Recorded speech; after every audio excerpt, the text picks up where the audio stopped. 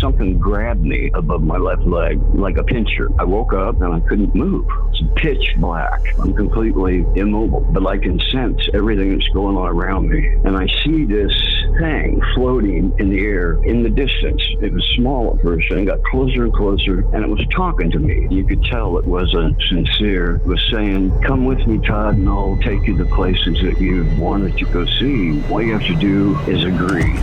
Welcome to God's Voice Daily. I'm your host, Vladimir Proknevsky, and this is the channel where I share daily phone calls with people from around the world who've had real supernatural encounters with Jesus, angels, demons, and everything in between. Some of these calls go on to become full episodes on our main show called God's Voice Today, but here you will hear them raw and unfiltered, just the way they happened. So without any further ado, let's dive into today's featured call. Enjoy.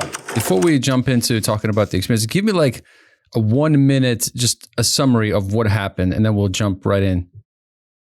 When the demon or whatever it was tried to get me, is that what you're...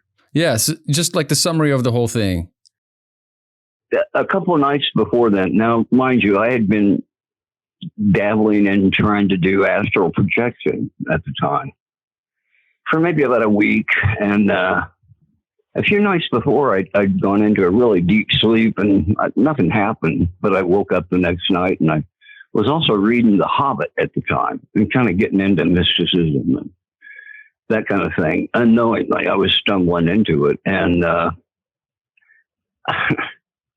I was laying in bed one night reading The Hobbit. It was about 9 o'clock, and something grabbed me above my left leg like a pincher. Grabbed me firmly. You know how it gooses you when that happens? Mind you, I was 16, 17 years old, and I wasn't on drugs or anything else. I was completely straight, in excellent condition. You know, had grown up in the church. But you didn't see anything. It was just a feeling, right? You felt it, but you didn't see it. Right, the night before. Now, a couple of nights later, I'm laying in bed. I'm not sure what time it was. It was the middle of the night, probably 2, 3 o'clock in the morning. Mm-hmm. And I woke up, and you know how you wake up kind of groggy and you go to turn. I went to turn and I couldn't move at all. And I tried again, and I started struggling because I was scared. And it was like I was in a shell.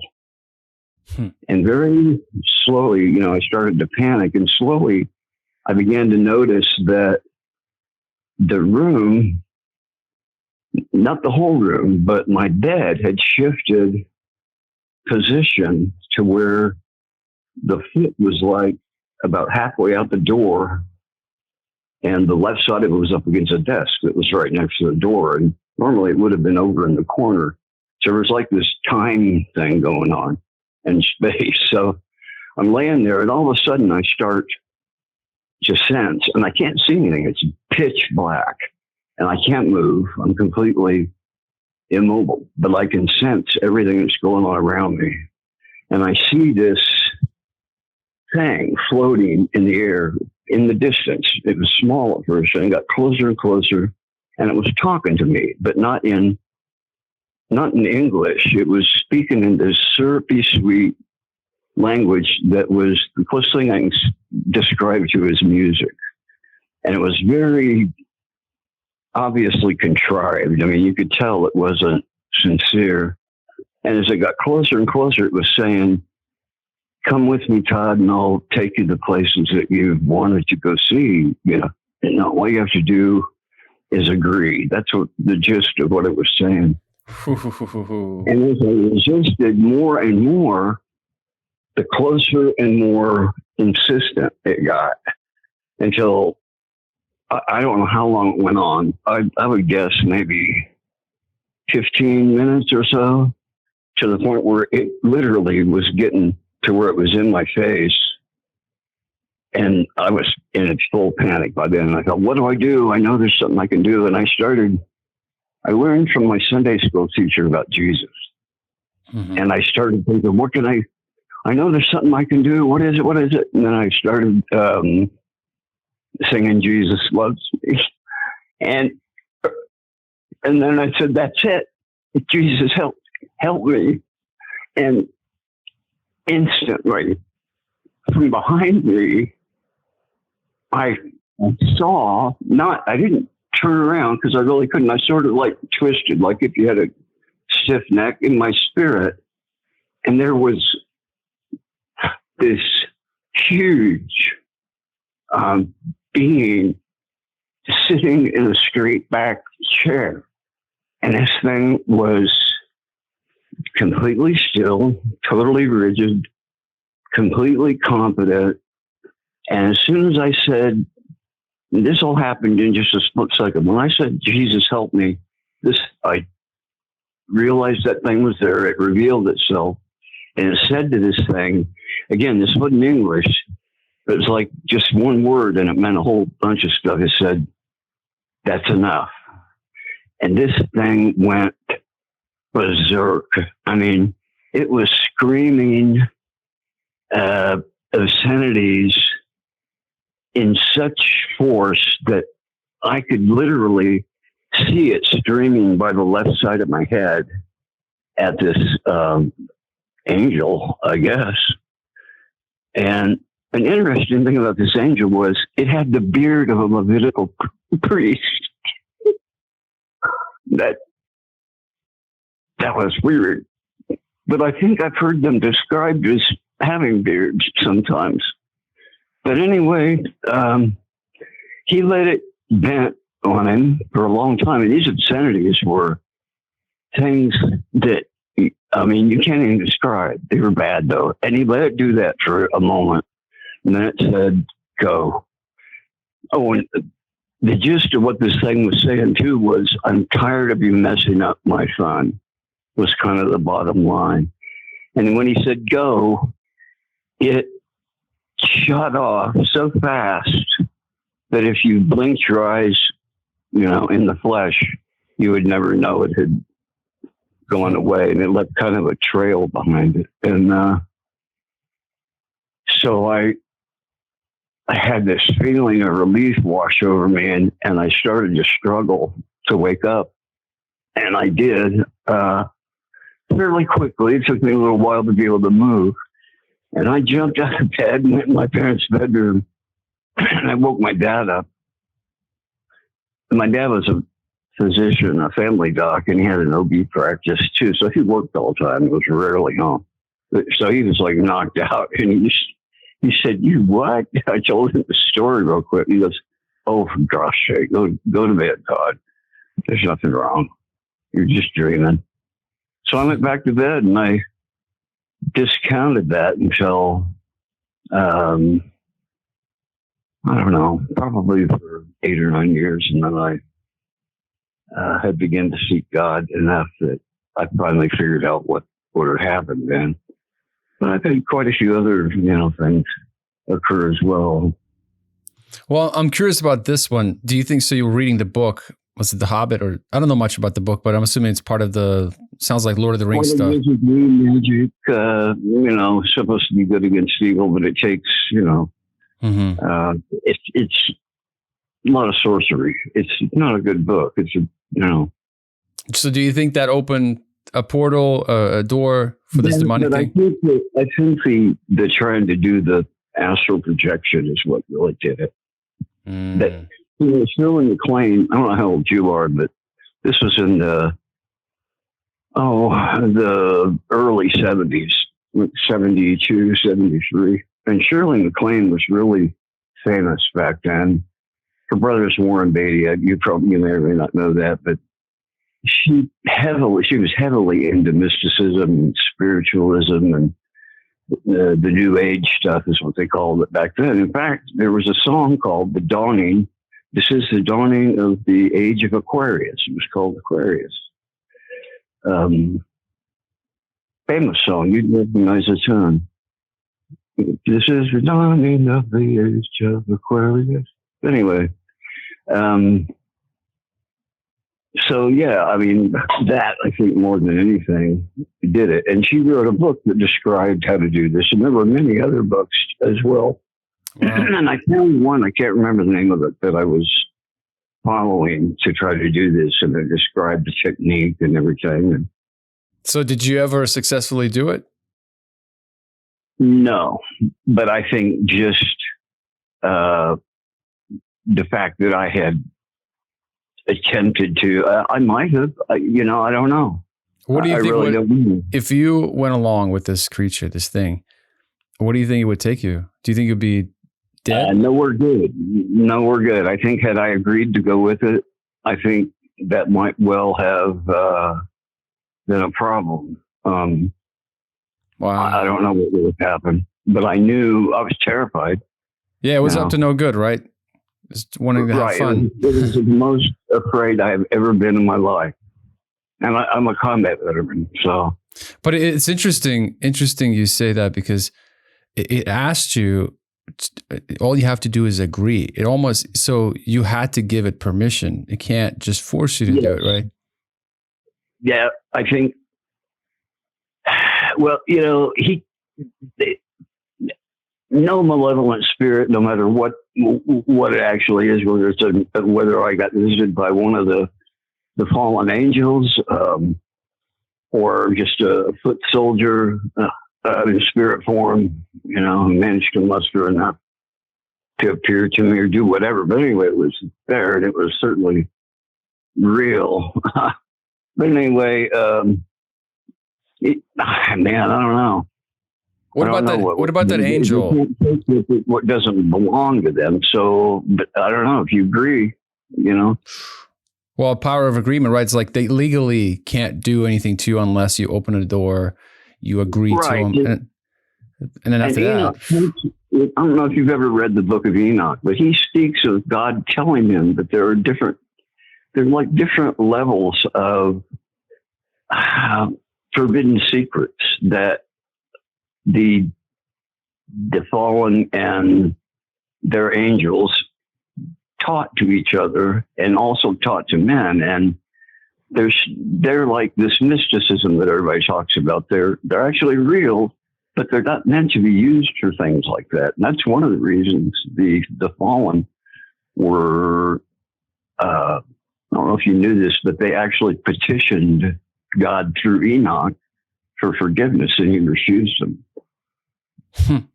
Interesting. So, yeah, it's a very interesting book. You should read it. And I had my doubts about it, but once I read it, it clicks.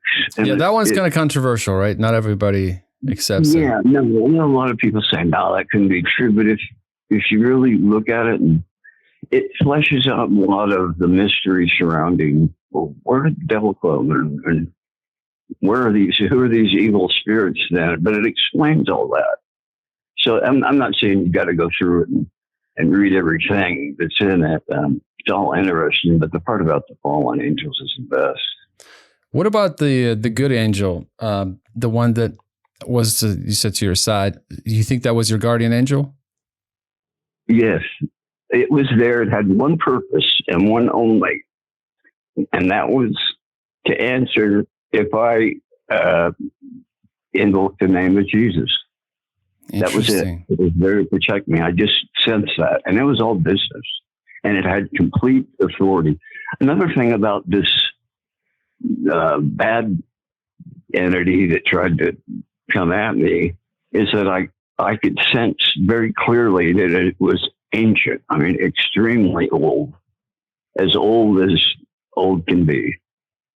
It'd been around forever.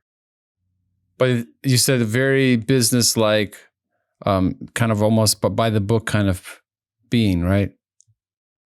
Kind of. It had these tentacles almost like that were coming out of its head as though it were hair, but they weren't so much tentacles. It was almost like, it was a very thick, almost lizardy like skin, but it was also multicolored, and it was iridescent, very embellished, was the sense. So interesting. And very thickly embellished, like this thing was very proud of itself and had done this itself. It garnished its clothing. It's something interesting. I just saw this the other day. I think it was on Rumble, but it claims to be pictures, and it doesn't look like AI. It claims to be pictures of a external suit that like zipped up somehow, that they captured a reptilian, quote unquote, alien wearing, took it off of him during an autopsy. And it was this suit that looked exactly like what this thing might look like if a man put it on, and had big teeth. Oh, this thing had a huge mouth with pointed teeth that meshed with each other. And it was big, took up like half its space. And it had, like I said, the tentacle things. And this suit had these tentacle things that were coming off the hood of it. It was kind of weird. But yeah, it was creepy for sure. So that's the creature that showed up, right? That's the one that you saw. Yes. Yeah. So what do you make of these? I'm not sure that that's, that I had a suit on, but that was. And did it feel like did you speak to it like everything was heard, like there were audible voices, or was it all not telepathy, but like spirit to spirit? It was like in the spirit. People have described God speaking to him in the spirit, and it's like one, what a zip file is, right? Oh yeah. He speaks one word, and it has a lot of attachments. It's in your head into a complete message all at once. But it's in sequence, and it's very quick. But it imprints on you so hard that you never forget it. It's almost like there's a totally different vocabulary that we're not aware of. Or the words absolutely. Are limiting here. Certainly. And I think the only way that's allowed to be crossed is if you make yourself a legal target that can be openly attacked like that, or at least partially openly attacked, or directly. Do you think that by reading that book, you partially open, kind of like an invitation? Well, and learning it and carrying it out. There's, So, but it's kind of like it was able to come to you legally because of what you did, but then it still asked for your permission to take you further. Yeah, I think it could go so far without your permission. Probably, yeah. I mean, wow. Because it kept asking me, and God does. I don't know that He says this in the Bible, but you can't. If you are saved, you belong to God. So, devil, you can't sell what doesn't belong to you. Do you understand? So you can't give him. The devil can't come and you can't give away what belongs to God already. You have no right to do that. So, I'm not sure exactly what the end game is. If you would agree that, He can take you away forever. I don't know. Well, Todd, how do you move forward? So this experience happens to you. It happened at 16, right? Oh yeah. This was many, many years ago, 70s, right? Yeah, in the early 70s. I think it was the summer before my senior year. So what do you make of that? So your parents don't believe you. They told you to go to bed. And then how do you move forward with this experience in life? Oh, it doesn't bother me anymore now. It just proves that God is real. Spiritual warfare is real. Absolutely. Yeah. Well, I've had lots of other spiritual things. Well, tell me, for the sake of time, I'd love to hear like one or two that you're like, Vlad needs to hear this one that happened to you since then or before. Well, this happened after that. I had graduated from high school. I went to college for like a semester, and it really wasn't for me. But I met a girl. We fell in love and got married. And long story short, after about 3 years, we got married. I was in the military in D.C. for for 3 years. And then we got out, moved back to Indianapolis. She starts seeing this other guy. Long story short, and we had 3 kids by then. We get divorced, and I'm just destroyed and, crying, seeking God. I'd sort of been in and out of religion, kind of stopped praying. But here I was, I was laying on the couch. I developed a drinking problem too. We were separated, laying on the couch. And for probably about the 5th night, I'm laying there I've gotten to the point where when I prayed, I just said, oh, please, Lord, save my family. And it was just that over and over and over, me blubbering like a baby. And about the 5th night I'd done that, I'm laying on the couch about 3 a.m. And all of a sudden, from behind me, he says, that's enough. And I knew who it was, but he basically said, your prayers have become like noise, for one. And secondly, your grieving period should have been done after a week. You grieved far too long. Don't worry, your kids will be okay. And you've got to get up, and you're going to have to get out of here to be well. And essentially, and by this time, I'm thinking, oh, you're imagining this. And I got up off the couch and started to walk away toward the front door. And it's pitch black. I could see the door it was partially open. And as I'm walking along there toward the door, I hear what was the last part of the message being spoken behind me, just like it was as though you heard the radio going in the background. Well, it wasn't. It was that same telepathic zip file it was just playing to the end of the message. And it said, in 20 years, the whole truth will be known for you. And I thought, well, now you're really nuts. But like I told you, I remembered that for forever. Remember it like I missed it. Well, 20 years into the future, I moved back out east for 20 years.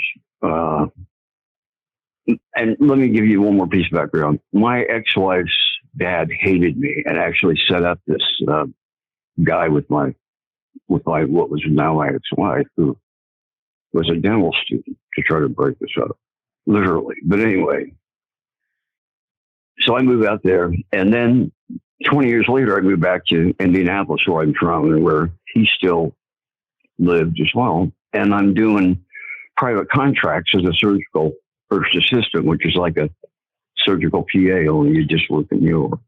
So I'm working at this hospital on the north side of Indianapolis, and it's part of the hospital system that her dad worked for. He was a radiologist. So I go in one morning, and I did most of the total hips there with the orthopedic surgeons. So go and look at my patient list, and it's him. And he's my ex-father-in-law, so the retired physician. He's him. Oh, shit, now what do I do? So he was a patient, right? He was a patient. Right. He's a patient, and he would lose his mind if he knew I was really. So I go out to the surgeon, and you can't really switch because, so I went out there and I said, hey, the surgeon was a guy named Todd, and we worked together a lot. I said, do you mind, coming back with him till he goes to sleep, and then when he's asleep, I'll come back and get him all set up, and we can get going there. And I explained, what the problem was. Like, oh no, that's fine. So we did that. And anyway, during the case, the guy who was anesthesia was the son of Dr. Brown, is my ex-father-in-law's name. He was the son of Dr. Brown's best friend, who was also an anesthesiologist. And it turns out the surgeon that I was operating with and had many times before, I just didn't realize was my ex-wife's, he was actually my brother-in-law, or one of them. He was my sister-in-law's husband. And my sister-in-law's husband's best friend, who was named Todd. And the reason I knew that is because when I introduced myself to her sister's husband for the first time, he said, "Oh, Todd's a good name." I said, "Well, what do you mean?" He said, "Well, my best friend's last name is Todderud, and he wants to be an orthopedic surgeon." Well, this is that Ed. But anyway, we're sitting there when we start the surgery, and we're talking, and all of a sudden, the son of Dr. Brown's best friend, the anesthesiologist, starts, as if on cue, telling this torrid, perverse story about Dr. Brown and his father, and how Dr. Brown came to his dad and asked him if he could have sex with his mom. And he agreed. So they had been having sex, I don't know, he said, oh, all the time. It was every day, at least for like 20 years. He would just come over and they'd have sex and he'd leave. And I'm like, what? I couldn't believe it. And Dr. Tyler and I were like looking at each other. But one of the things that split us up is what he called me a degenerate, and that he told her I was probably cheating on her because I worked a lot, especially in the military. I was the chief of the neurosurgical department in the OR at Walter Reed for 2 years. And but he had been slinging all this money. And one of the funny things was that I remember one time when I came back on leave with the family before we split up, it was like 1978, but it was the spring and it was kind of hot out and humid. And I remember him going out to run, and he had on this, I remember it very clearly, it was a peach colored Adidas running shoe, one of those knit ones, kind of cheesy looking today, that he runs out of the house and he comes back after about 20 minutes, maybe a half hour, and he's not even broken a sweat. And I thought, what I thought was, wow, you're in lousy shape, because I'd be sweating like a pig. You better start running some more.